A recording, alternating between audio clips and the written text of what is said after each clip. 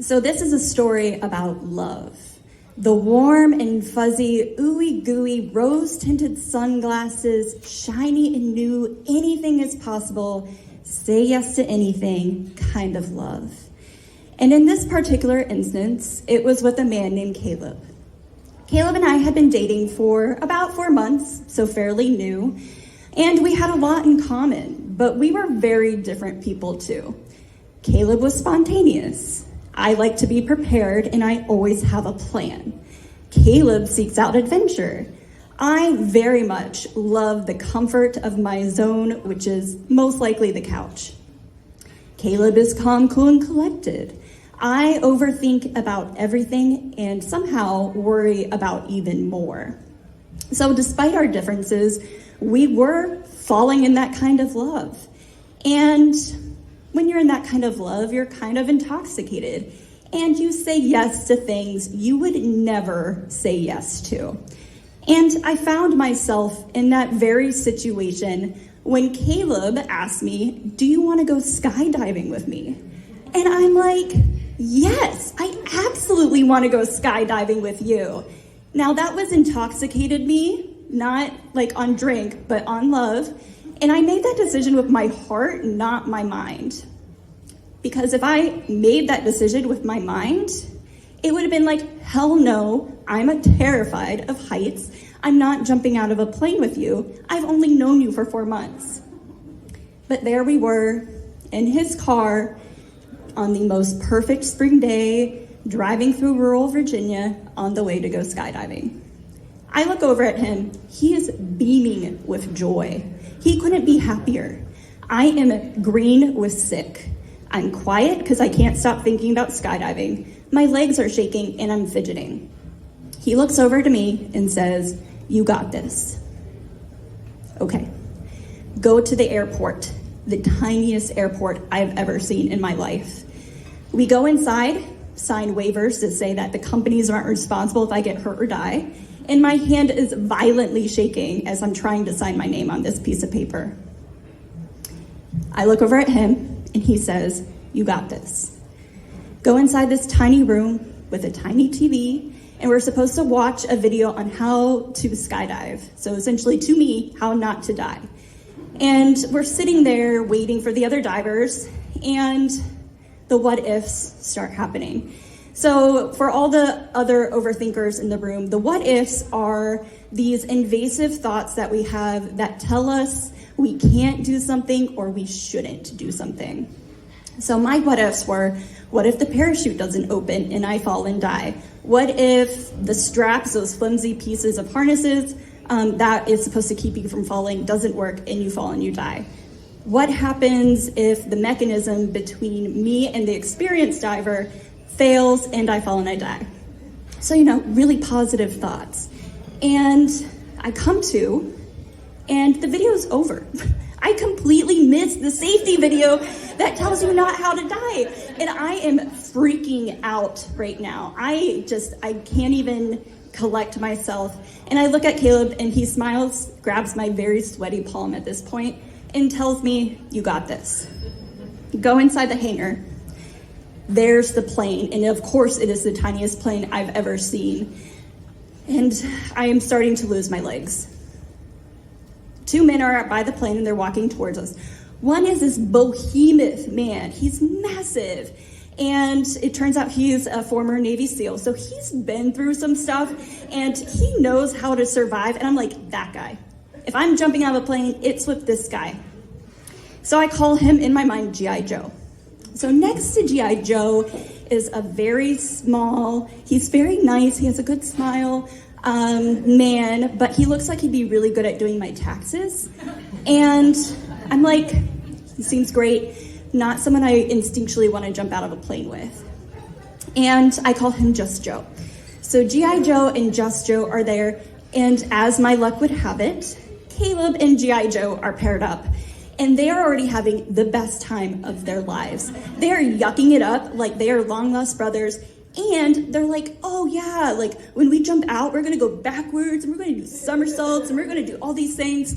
And I'm standing there like, I can't even imagine falling out of a plane and you're talking about doing tricks.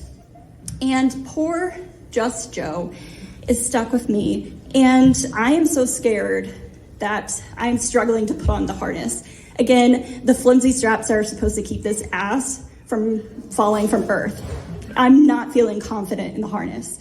And I'm struggling to step into the leg loopholes, and he's trying to help me wiggle up and being nice. He's like, oh, do you want to do like backflips? I'm like, hell no, I don't want to do backflips. So we get situated. I'm trying to collect myself. I'm getting really worked up. Kaleb looks at me and says, you got this. Go into the plane. Cold, hollow, nothing inside of it, exactly how I'm feeling. And I'm trying to collect myself. And Just Joe sits down because there's a bench. This is the only thing in the plane. And he pats his lap and he's like, sit down on my lap. We have to get hooked up. I'm like, oh, well, I don't really want to sit on this guy's lap, but I don't really have a choice.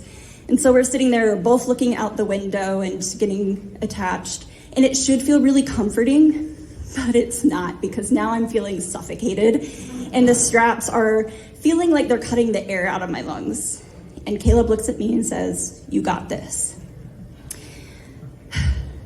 I want so desperately to leave the plane, but the door closes, engine turns on, and we're up in the air before I know it.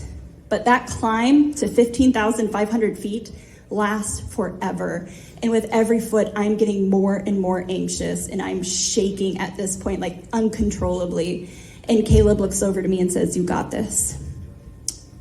The door opens, wind rushes in, I can't hear anything. I can't imagine that this is happening. And Kaleb mouths, you got this, because we can't hear anything. And he is out doing his somersaults, living his best life. And it's my turn. I don't know how Just Joe picks me up, essentially, and takes me to the edge of the plane, but he does. And I'm grateful because I don't have legs at this point. He sits down on the edge of the floor. His legs are dangling out of the plane, which means that me, attached to Just Joe, I'm completely hanging outside of the plane. Like, this is blowing my mind at this point, because this is not me. I watch Netflix all Saturday, and that is the highlight. So we're there, I'm hanging, and I want so badly to like cling onto the side of the plane. There's nothing to grab onto though. And then he pushes us off.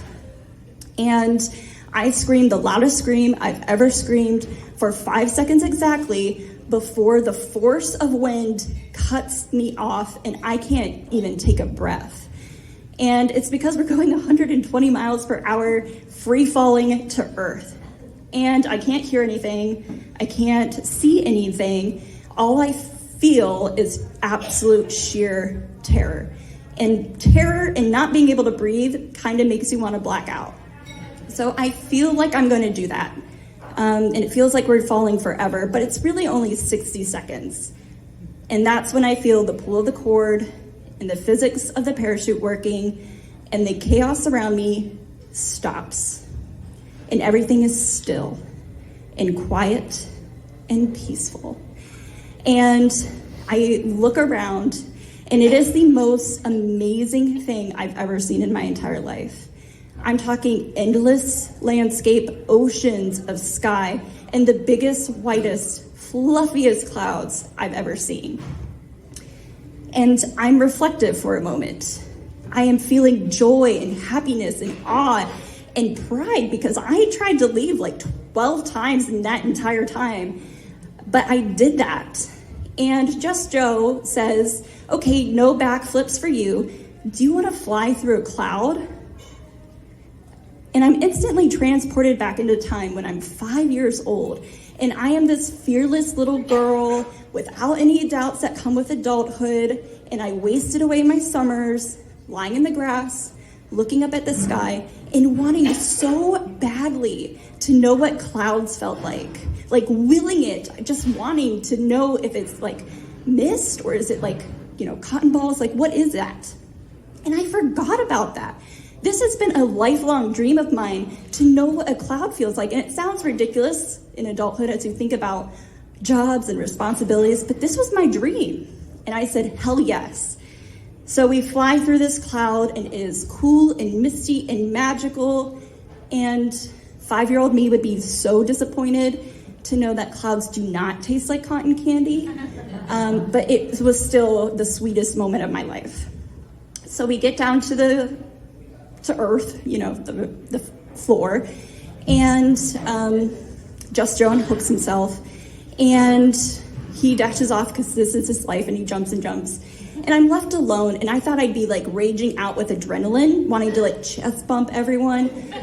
But I'm calm and cool and reflective, and I start feeling that warm, fuzzy, bubbly love. And it starts in my toes and works its way up to my heart and my head. But Kaleb wasn't there. And I thought about that for a second and realized that this moment and all the moments leading up to it wasn't necessarily just about Kaleb. Like, sure, we were falling in love, but this was about me. I was falling in love with myself because of the way he made me feel about me. I wasn't, hanging out watching Netflix all the time. I was doing crazy things I never thought I was going to do. I was laughing more. I was having more fun. I was starting to believe I could do more things. And it really hit me that I was falling in love with myself. And that's when I saw him, and he ran across the field and he scooped me up in his arms, gave me a kiss, and said, "I told you you could do it." And for the first time in that day, I really, really believed him. Now, fast forward 10 years, I'm standing on a stage, a little nervous, in front of a room full of strangers, and among the strangers is a man named Kaleb, who looked at me and told me, "You can do this," and I believe him.